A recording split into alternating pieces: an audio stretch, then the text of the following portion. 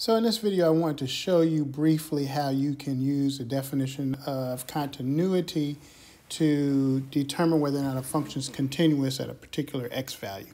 So here you're asked to consider the function below and answer the following question. And what you're trying to do is analyze the continuity of the function x equals c. So we're going to rely on this definition right here of continuity, which is a limit as x approaches c of f of x is equal to f of c. And this just tells us that the limit must be equal to the functional value. So let's start with the limit first. So we're going to take the limit as we approach c from the left, and you'll see that with the green arrow here. As we're approaching c from the left, you see that those functional values are getting closer and closer to 1. So therefore, the limit as x approaches c from the left of f of x is equal to 1.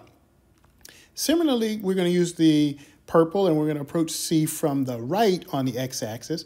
You see those arrows on the graph that I've drawn, and that's showing you that as we approach c from the right on the x-axis, the functional values are getting closer and closer to 2, so the limit as x approaches c from the right of f of x is equal to 2. We know from our definition of limit that the limit from the left has to be equal to the limit from the right. In this case, the limit from the left is 1, the limit from the right is 2.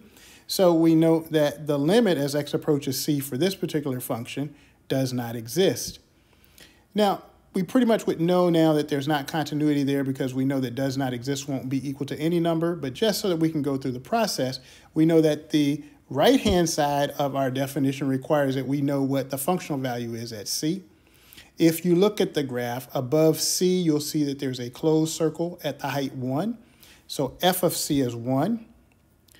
But we can state that we know the limit as x approaches c of f of x does not exist, and f of c is equal to 1. So since these are not equal, we know that f of x has a discontinuity at x equals c. So I wanted to take you through one example so that you could see exactly what you would need to write to have a complete solution, and to show you how you can write those statements at the end so that you clearly indicate whether or not you have continuity or discontinuity at x equals c.